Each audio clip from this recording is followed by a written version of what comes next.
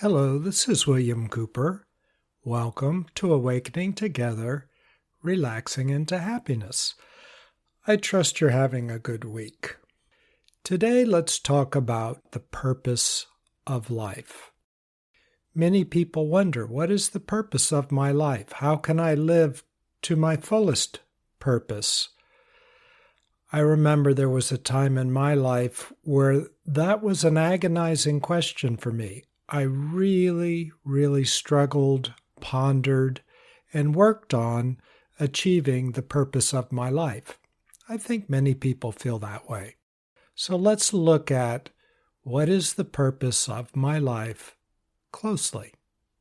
There are many ways to look at the purpose of life, and you'll get many different opinions if you read different books or philosophers or wise people. I think the reason why there's so many differing opinions is that much like awakening, the purpose of life has a different perspective depending on from which angle are you looking at it. I remember my main guru and friend in India, Bhagavan, used to chuckle sometimes about the fights that awakened people would get into about the nature of awakening. And he would laugh and say, well, what they don't realize is depending on which chakra or energy center you awaken through, that colors your perspective on awakening.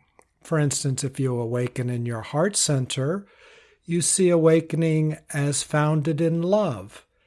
If you awaken in your crown center, you see awakening as a deep knowing that existence is beyond creation and doesn't exist while at the same time is everything in creation. If you awaken at your root chakra, the one at the bottom of your spine, you feel very deeply connected and supported by all of creation.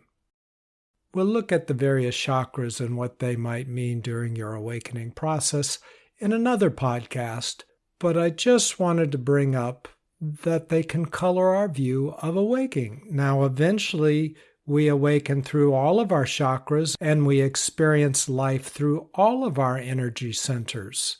So it becomes a very full experience of awakening rather than a partial experience of awakening.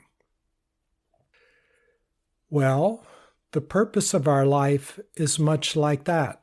We're like a rainbow, at least that's how I experience myself. At one end of the rainbow, I'm beyond all existence, and because I'm outside of existence, there's nothing to feel or see, because only those things are felt or seen using the five senses, and you have to be in existence to use the five senses. That's at one end of the rainbow, and as it arcs into creation, there's great light. I experience great light, and then I experience sound. I hear sound, om, and a high-pitched sound.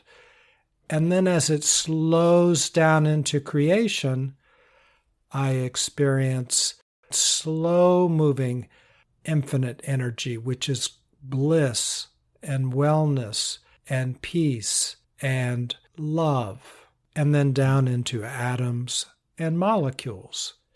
So it's a long arc, and all of it's happening at the same time, that which is beyond creation and all of creation at the same time, strobing in and out of existence, all at the same time. So I am everything, and so are you. So what does that have to do with the purpose of our lives? Well, just like Bhagavan used to laugh at how the energy center through which one awakened primarily would affect how one saw their awakening, so does the lens of our life affect how we see the purpose of our life. Remember in a prior podcast that I described that when Jesus came to me and lived in my body along with me, he showed me my life and he said, You're the same as I am, and because we were both in the same body and using the same nervous system, I could feel and see everything he felt and saw. And he showed me an image of his body, so to speak, his nervous system, and it was completely clear. And then he showed me an image of mine, and it had 4 or 5 little black dots. And he said, the only difference between you and me are those 4 or 5 little black dots. What happens when we come into this existence, into this creation, is things are very slow moving. And although Jesus didn't tell me what to do with the 4 or 5 little black dots, I knew that it was time to release them.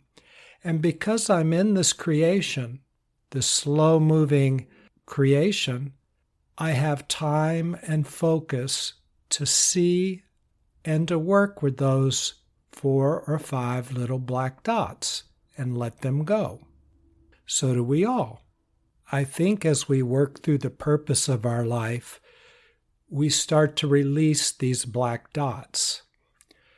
Buddha gave us the 4 noble truths, and very simply they can be looked at as 1, suffering exists, 2, it has a cause, 3, it has an end, and 4, there's a process to bring about its end, its healing. As we've talked about in our other podcasts, it's the separation from ourselves that's so painful. When we're not with ourselves, when we're separate from ourselves, it creates pain. We have separation anxiety. We feel separated from ourselves and therefore have abandoned ourselves, and that's very painful. And we're frustrated and angry about it, that we're separate from ourselves, and that creates anger and frustration. So that suffering does exist. It has a cause, which is our separation from ourselves. It has an end. If those 4 black dots could disappear, there wouldn't be a separation. And it has a process to bring about its end, and that is the awakening process. Included in that awakening process is us solving some of the questions about the purpose of our lives. One of the ways that reflects our awakening process and deepens it is solving the purpose of life and our life. So let's look at that more deeply. Our life in creation is very complex. We exist as a physical body, as a mental body, as a spiritual body, as a cosmic body, as a causal body, as an energetic body, as a karmic body. We have so many different bodies and aspects. This rainbow that I described is very complex and beautiful. All of creation is a diversity. That's what makes the beautiful artwork, the beautiful painting that we call creation. It's the infinite, slowed down, and captured in an ever-evolving creation of finite matter.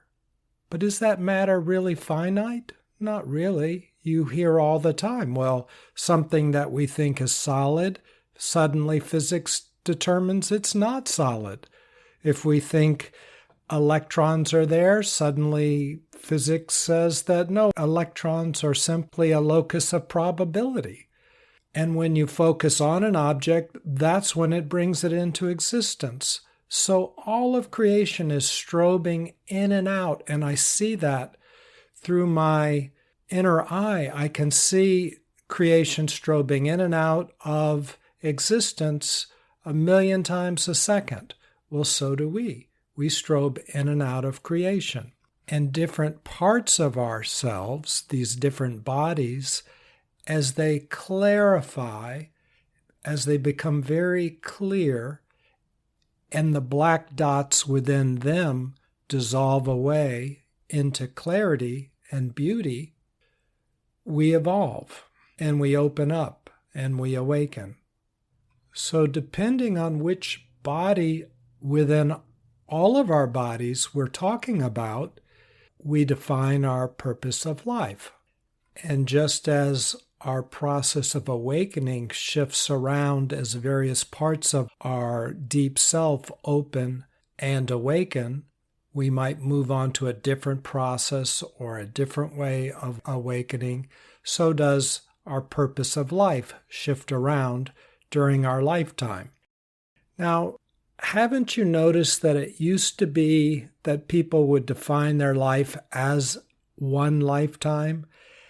And now, these days, our lifespan is longer and so much happens so quickly that it feels like we've lived many lives during our one lifetime, doesn't it? Doesn't it feel like you've lived many lives all at once, many different chapters to this particular life? I think it's true. And so therefore, each life may have had a different purpose. So you might be going up and down your rainbow, cleaning and releasing different little black dots in various places, and you've defined it as a different purpose of life as you've gone through the work to release these various black dots in your rainbow. And that's called awakening. Bhagavan used to say, the purpose of life is to live. Life is for living.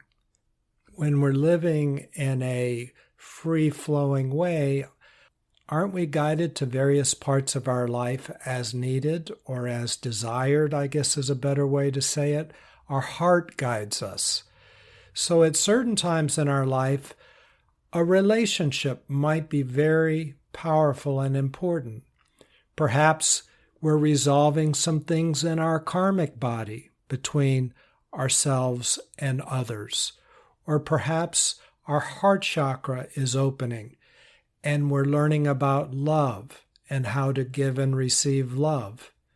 At other times in our life, perhaps survival is very important.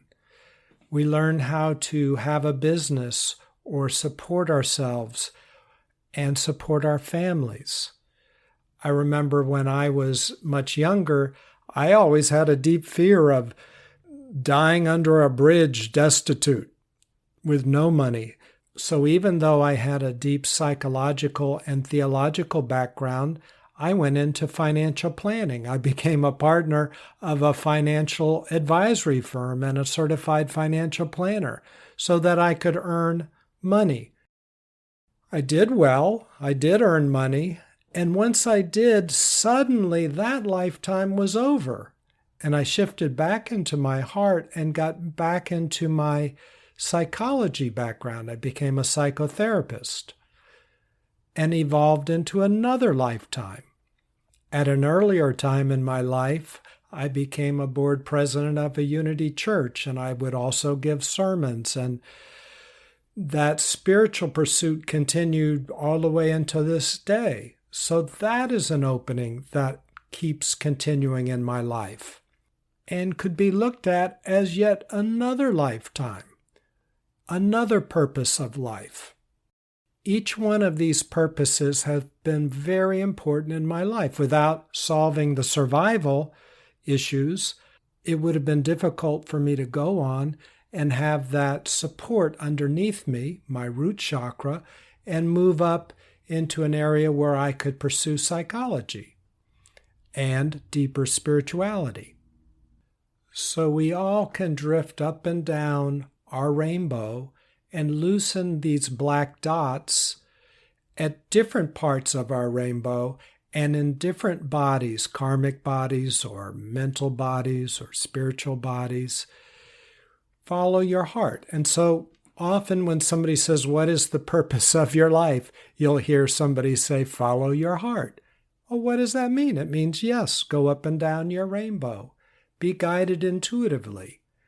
And as you move up and down your rainbow, you might find yourself living many lifetimes at once, living many purposes of life at one time. At another time, Bhagavan defined the purpose of life as life is relationships. And just like we talked about before, yes, we open up the heart chakra. Yes, we work out karma.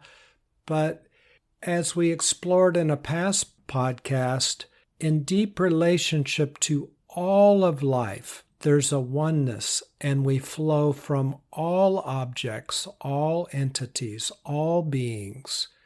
We relate to everything. There's the interconnected web of life, which we're a part of. We're one. So in deep connection, there is inevitable awakening. Because in deep connection, you can't have any black dots that are separating you from everything around you. It's all very clear and free-flowing. So another deep purpose of life is connection. The purpose of life is connection or relationships. Life is relationships. Others have said that the purpose of life is to use your skills, the skills that you're born with, that your God-given gifts that you've brought into this life. And sometimes they're more pronounced than others. For instance, perhaps you've heard about the child prodigies that can play the piano when they're 2 years old, or they're amazing math wizards. They're born with that ability. Some would say they develop those abilities in past lives, and in past lives, because you take with you what you are, you also appear with what you have. And so you are born into the next life, into this life, with those great gifts that you've developed in the past. Some people find great joy in expressing these abilities in this life. Full awakening is knowing who you are on an infinite level and flowing down through your body, mind, and having the tools to express yourself fully in this creation. You give and receive love on so many levels through all of your bodies, mentally, emotionally, but also with your skill set. You have the ability to really reach out and help people with your skills, and it's so fulfilling. So for some, that may be the purpose of their life, to express and to give what they have. For others, it may be to develop a new skill set. It all comes down to listening to your heart and following your heart. For instance, somebody could be born as a child prodigy. They can play the piano so well, but they have no desire to play the piano. Their heart calls out to do something different. So if they're listening to their heart, even though there might be tremendous pressure, hey, you've got this wonderful gift to give the world, you have to play the piano, they might listen to their heart and say, no, I'm not called in that direction. And so they learn perhaps a completely new skill, a new way to express themselves in this creation. And that's the purpose of their life. That's a difficult crossroads, to give up something that you have in order to go in a direction that your heart calls out to go, loving yourself, despite having to give up something. Joseph Campbell, famous for working with archetypes and myths and relating them to our lives, said the goal of life is to make your heartbeat match the beat of the universe, to match your nature with nature. Nature is so complex, yet it flows.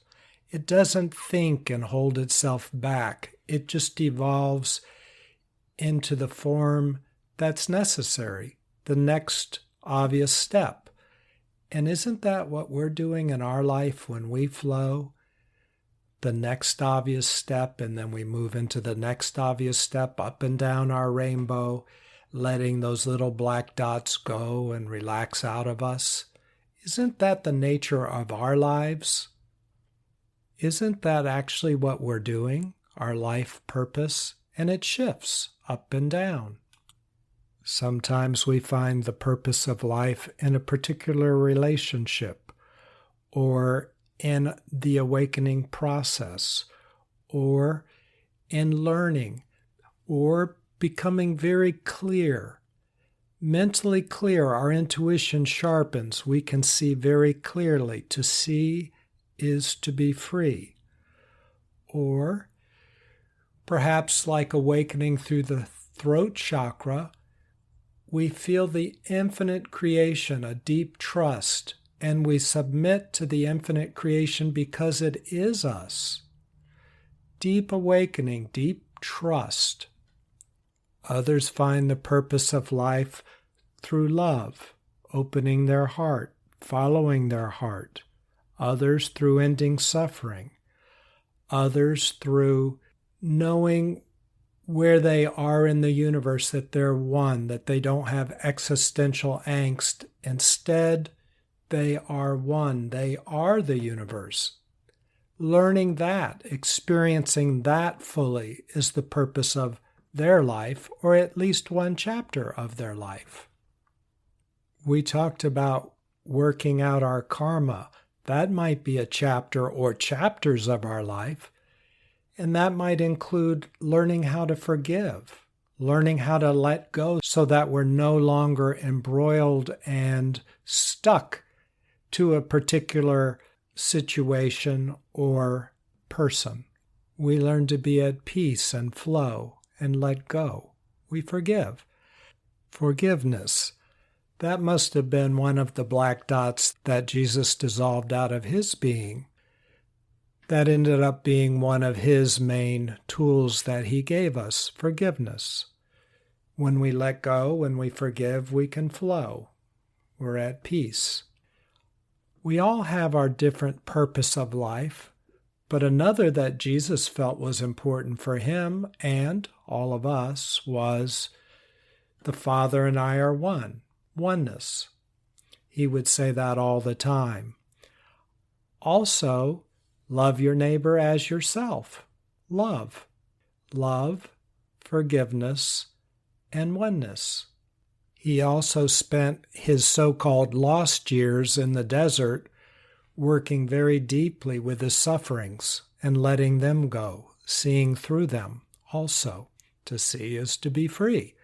So he believed very deeply in letting the black dots dissolve out, and he himself worked with that. I suppose that's why in our limited time together, he showed me my black dots. So, for him, one of the purposes of life, perhaps one of the big ones, is to let your black dots go. Each of us are different incarnations, and we have different purposes of life all up and down our unique rainbow. So you listen to yourself and see what your various purposes of life are.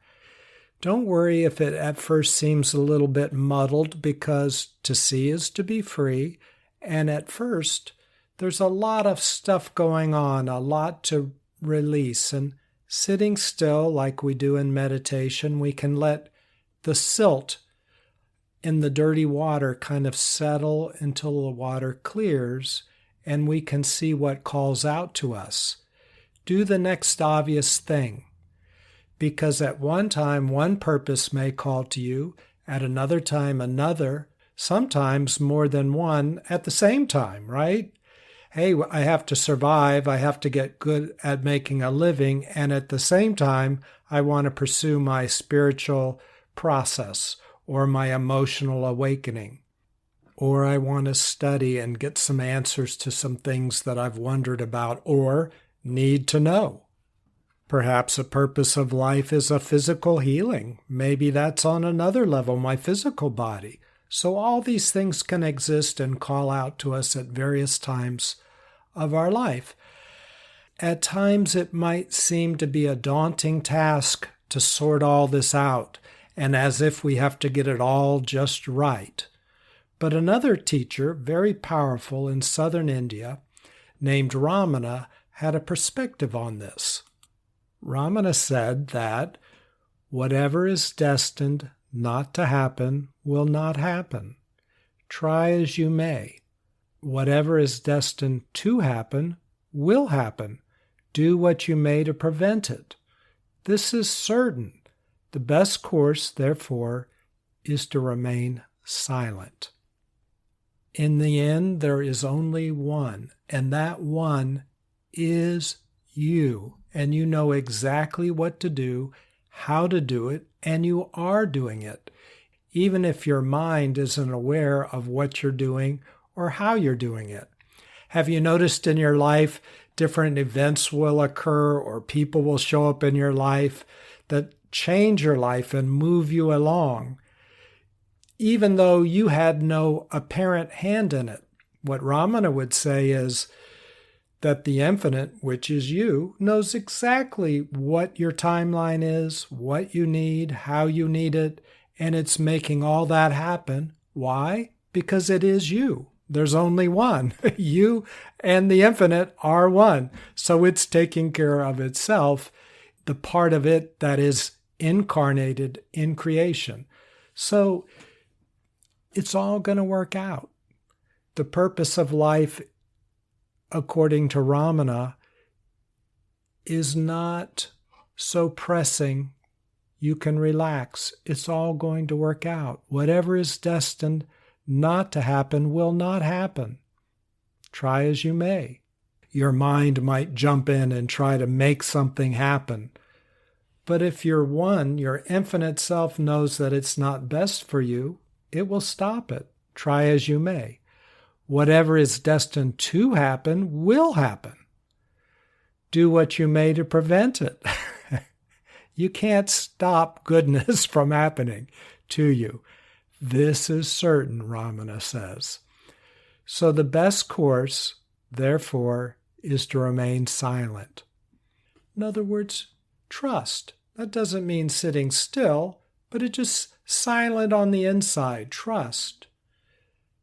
You can stay in your center. All is well in the universe and in your world. You can take a breath. You can relax, release, and let go. And when you fully experience that, isn't that what we call awakening? I think so.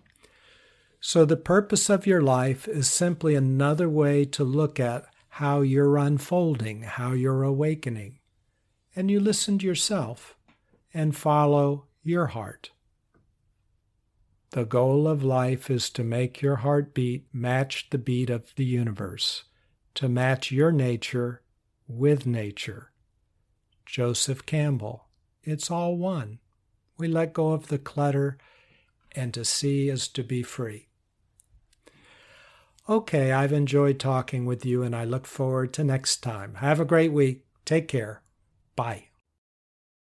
Hello, this is William. If you've enjoyed this podcast, please consider sharing it with somebody else. Send them a link. Thanks so much.